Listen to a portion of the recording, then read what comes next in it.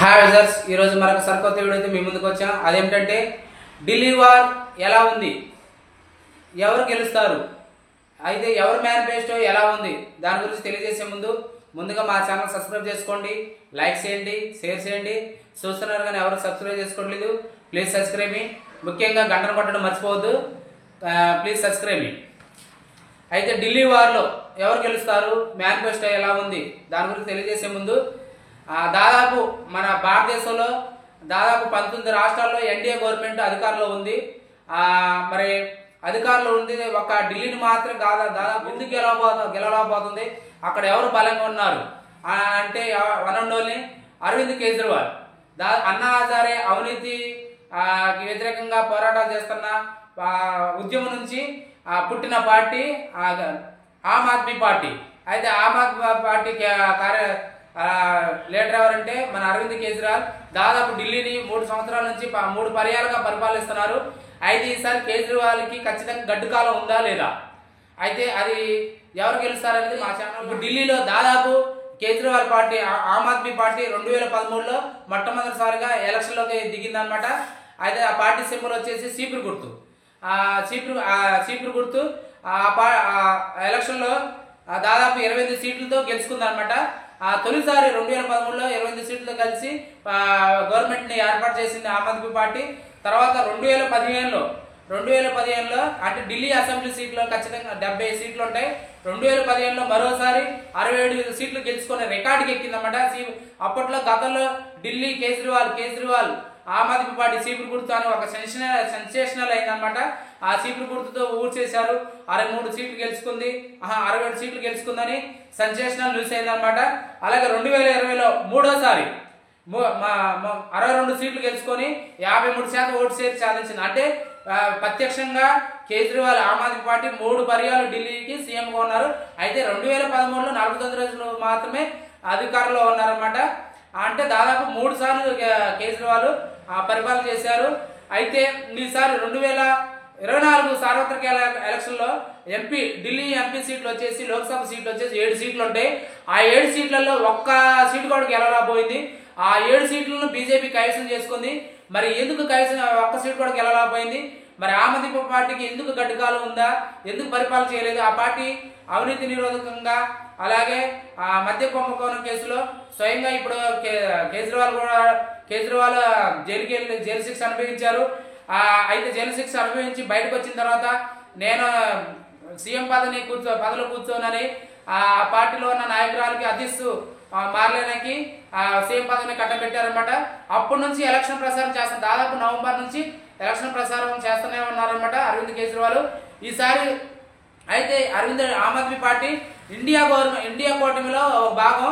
అయితే మరి ఇండియా కూటమిలో లోక్సభ సీట్లలో పోటీ చేసినా సరే, కలిసికట్టుగా పోటీ చేసినా సరే, ఢిల్లీ ఎలక్షన్లో మాత్రం వేరువేరుగా పోటీ చేస్తున్నాయి. అటు కాంగ్రెస్ ఆమ్ ఆద్మీ పార్టీ వేరువేరుగా పోటీ చేస్తున్నాయి. మరి ప్రధానంగా ఎక్కువ వార్ అనేది బీజేపీకి ఆమ్ ఆద్మీ పార్టీకి వార్ ఉంటుందని చెప్తున్నారు. త్రిముఖ పోరు ఎట్టి పరిస్థితుల్లో ఉండదు, ఓన్లీ వార్ 2 సైడ్ మాత్రమే ఉంటుంది. అది ఆమ్ ఆద్మీ పార్టీయా బీజేపీ పార్టీ అనేది నుంచి స్టార్ట్ అయింది.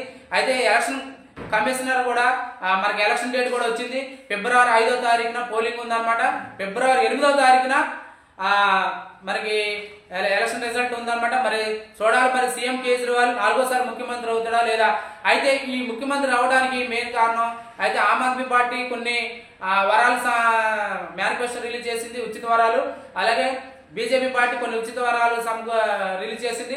అందులో భాగంగా ముందుగా బీజేపీ మేనిఫెస్టో కొన్ని ముఖ్యమైన, అంటే చాలా ఉన్నాయి చెప్పుకుంటూ పోతే, ముఖ్యమైనవి మాత్రం చెప్తాను అనమాట. అదేంటంటే బీజేపీ మేనిఫెస్టో సంకల్ప పత్రం అని జేపీ నడ్డా, బీజేపీ జాతీయ అధ్యక్షుడు జేపీ నడ్డా గారు స్వయంగా ఎలక్షన్ ప్రచారంలో పాల్గొని సంకల్ప పత్రం 1 అనే కాన్సెప్ట్ అనే టైటిల్తో మనకి మేనిఫెస్టో రిలీజ్ చేశారు. అయితే ఆ మేనిఫెస్టో వచ్చేసి మహిళలకు ప్రతి నెల 2500 రూపాయలు సాయం చేస్తారని, అలాగే గ్యాస్ బండపై 500 సబ్సిడీ ఇస్తారంట. అయితే ప్రతి హోలీ దీపావళి రోజు ఉచిత గ్యాస్ సిలిండర్ ఒకటి ఇస్తారని మేనిఫెస్టోలో ప్రకటించారు. అలాగే గర్భిణులకి న్యూట్రిషన్ కిట్లు, అలాగే గర్భిణీ స్త్రీలకు 21,000 సహాయం ఇస్తారని మనకు ప్రకటించారు. అలాగే ఢిల్లీ బస్తీలో 5 రూపాయలకే అటల్ యోజన రూపాయలకి అటల్ క్యాంటీన్లు అటల్ క్యాంటీన్లు ఏర్పాటు చేస్తామని ప్రకటించారు. ఇవి బీజేపీ యొక్క మెయిన్ మేనిఫెస్టో ముఖ్యాంశాలు. ఆమ్ ఆద్మీ పార్టీ మేనిఫెస్టో కూడా మహిళలకు నెలకు డిపాజిట్ నెలకు 1000 రూపాయలు ఇప్పుడు ప్రజెంట్ చేస్తున్నారు. అదే ఆ 1000 రూపాయలని 2100కు పెంచుతామని ప్రకటించారనమాట. అలాగే సంజీవ యోజన కింద 61,000 నిండిన పైబడిన 10 వారందరికీ ఆరోగ్య సంరక్షణ కింద ఒక ఉచిత ఆరోగ్య సంరక్షణ చేస్తామని ప్రకటించిందనమాట. అలాగే ఆటో రిక్షా డ్రైవర్లకి 15 లక్షలు విలువైన ప్రమాద జీవిత బీమాని ఏర్పాటు చేస్తామని, అయితే వారి కుమార్తెల పెళ్లిలకు 1,00,000 రూపాయలు ఆర్థిక సాయం చేస్తామని, అలాగే సంవత్సరానికి రెండు సార్లు ఆటో డ్రైవర్లకు యూనిఫామ్ కొనుక్కోవడానికి 2,500 రూపాయలు మేము సహాయం చేస్తామని ఆమ్ ఆద్మీ పార్టీ ఉచిత వరాలు కూడా సమకూరుస్తుంది. అయితే ప్రతి మేనిఫెస్టోలో ప్రతి కేజ్రీవాల్ మీటింగ్ లో కొన్ని కూడా చెప్పాడు. నేను ఢిల్లీ గత 3 వాగ్దానాలను నెరవేర్చలేకపోయాను. అవేంటంటే ఢిల్లీ రాజధానిలో దేశ రాజధానిలో రోడ్లను బాగు చేయలేకపోయాను, అలాగే సురక్షితమైన మంచినీరు అందించలేకపోయానని, ఇవి ఖచ్చితంగా ఈసారి రాబోయే 5 సంవత్సరాలు నెరవేరుస్తానని కేజ్రీవాల్ ప్రతి మీటింగ్ లో హామీ ఇస్తున్నారు. ఏదైనా సరే కేజ్రీవాల్ గట్టిగా ఈసారి సునాయాసంగా విజయం ఉండకపోవచ్చు. ఎందుకంటే 3 సార్లు గెలిచిన ఆమ్ ఆద్మీ పార్టీ 4వసారి గెలుస్తుందా లేదని కొద్దిగా సునాయాసమైన విజయం కాదనమాట. మరి ఆమ్ ఆద్మీ పార్టీ కూడా సమాజ్వాదీ పార్టీ, తృణమూల్ కాంగ్రెస్ అధ్యక్షురాలు మమతా బెనర్జీ, అలాగే ఎన్సిపి వీళ్ళందరూ మద్దతు ఇచ్చారన్నమాట. మరి కాంగ్రెస్ కి మద్దతు ఇవ్వకుండా ఓన్లీ ఆమ్ ఆద్మీ పార్టీ కేజ్రీవాల్ కి మద్దతు ఇచ్చారు. ఏదైనా సరే ఢిల్లీలో వార్ అనేది 2 పార్టీల మధ్య జరగబోతుంది. అది ఆమ్ ఆద్మీ పార్టీ, ఇది బీజేపీ పార్టీ. బీజేపీ పార్టీకి ఈసారి గట్టిగా కూర్చుందనమాట. ఎందుకంటే 19 రాష్ట్రాల్లో ఎన్డీఏ గవర్నమెంట్ అధికారంలో ఉంది. మరి ఢిల్లీలో దేశ రాజధానిలో ఎందుకు గెలవలేకపోతున్నాం అని గట్టి సంకల్పంతో ఉన్నారు. ఏమైనా కూడా ప్రచారానికి దిగబోతున్నారు అనమాట. కాంగ్రెస్ తరఫున వచ్చేసి రేవంత్ రెడ్డి వీళ్ళందరూ కూడా మెయిన్ ప్రచారం సోనియా గాంధీ, ప్రియాంక గాంధీ, రాహుల్ గాంధీ ఆల్రెడీ క్యాంపెయిన్ చేస్తున్నారు అనమాట. ఏదైనా సరే ఇప్పుడు ఆమ్ ఆద్మీ పార్టీ ఫిబ్రవరి 8వ తారీఖు రిజల్ట్ అనేది చూడాలి. ఖచ్చితంగా ప్రధాన పోటీ బీజేపీకి అరవింద్ కేజ్రీవాల్ మాత్రం ఉండబోతుంది. అయితే అరవింద్ కేజ్రీవాల్ కి కొద్దిగా అవినీతి మచ్చ రగులుకుంది. ఆ మచ్చ నిజమా కాదని గెలిస్తే అతను మరోసారి గెలిస్తే ఆ మచ్చ అబద్ధం అని తెలుస్తుంది అనమాట. ఏదైనా తర్వాత కొన్ని పనులు అలాగే కొన్ని ఆయన చేసిన సంక్షేమ కార్యక్రమాలు కూడా ఉన్నాయి. స్కూల్ని బాగా అభివృద్ధి చేశాడని టాక్ వచ్చిందన్నమాట. అలాగే ఉచిత క్లినిక్లు అని బాగా టాక్ వచ్చింది, బాగా ప్రచారంలో ఉన్నాయి. మరి ఆ పథకాలు మళ్ళీ అతను మరోసారి గట్టెక్కిస్తాయా? సీపీఆర్ పార్టీ దేశ రాజధానిలో బీజేపీకి గట్టి దెబ్బేస్తుందా ఇది అనేది చూడాలి.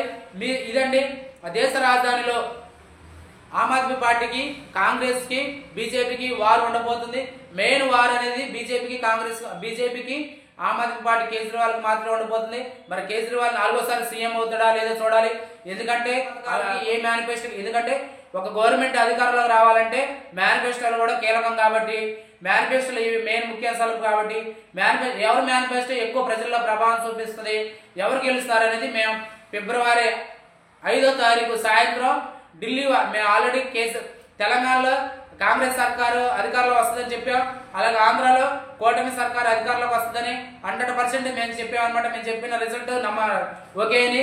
కాబట్టి ఢిల్లీ ఎలక్షన్లో ఎవరు గెలుస్తారు, ఎవరికి ఎన్ని సీట్లు, 70 అసెంబ్లీ స్థానాలకి ఏ పార్టీ ఎన్ని సీట్లు గెలవబోతుంది, ఎవరు సీఎం అవుతారో అనేది మేము 5వ తారీఖు సాయంత్రం ఎగ్జిట్ పోల్ రిలీజ్ చేస్తాం అనమాట. ఇదండి ఢిల్లీ వార్ అనేది ఈ విధంగా ఉండబోతుంది. మీరు కూడా ఢిల్లీ ఎలక్షన్లో ఎవరు గెలుస్తారు, ఎవరు సీఎం అవుతారు కామెంట్ చేయండి. మా ఛానల్ సబ్స్క్రైబ్ చేసుకోండి, లైక్ చేయండి, షేర్ చేయండి. ముఖ్యంగా గంటను కొట్టడం మర్చిపోవద్దు.